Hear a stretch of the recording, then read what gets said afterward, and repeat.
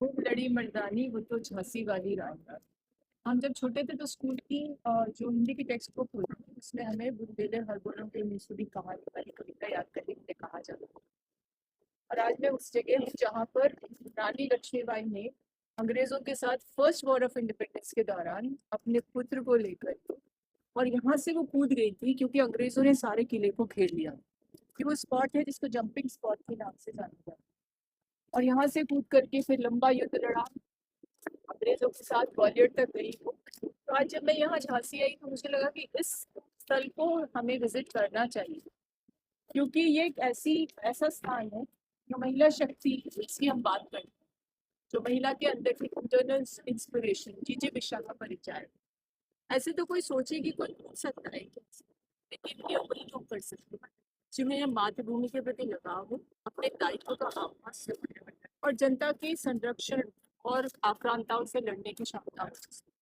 और ये सब चीजें तब आती है जब आंतरिक इच्छा शक्ति होती है। और रानी लक्ष्मीबाई को तो महिलाओं को जब भी हमें कोई ऊर्जा देनी होती है, उनकी पीड़ा का शमन करना होता है, उन्हें शक्ति देनी होती है, तो इनको हमेशा स्मरण किया जाता है। और स्मरण ही नहीं किया जाता, मेटाफोरिकली उनको इंस्पायर करने के लिए हम हमेशा कोट करते हैं।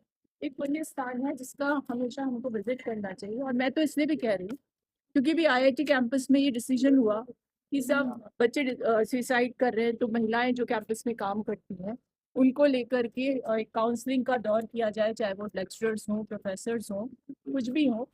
तो तब मुझे एक बार तो लगा कि क्या महिला को जेंडर रोल के रूप में ही देखा जाए कि इमोशनली वो स्ट्रांग होती है, लेकिन जब मैं यहाँ आई तो मुझे एहसास हुआ वो स्ट्रांग ही नहीं होती, वो नेतृत्व कर्तव्य मार्गदर्शक के रूप में भूमिका निभा सकती है। और वो जो क्षण होता है ना जब लोग बहुत ज्यादा डिप्रेशन में होते हैं, तो एक मातृत्व वाली जो एक पावर होता है वही उनको उससे निकाल सकता है। ये बहुत ही, इसको मैंने जब को रिलेट किया तो मेरी इच्छा हुई कि मैं इस स्पॉट पे आकर के इस बात को कहूँ।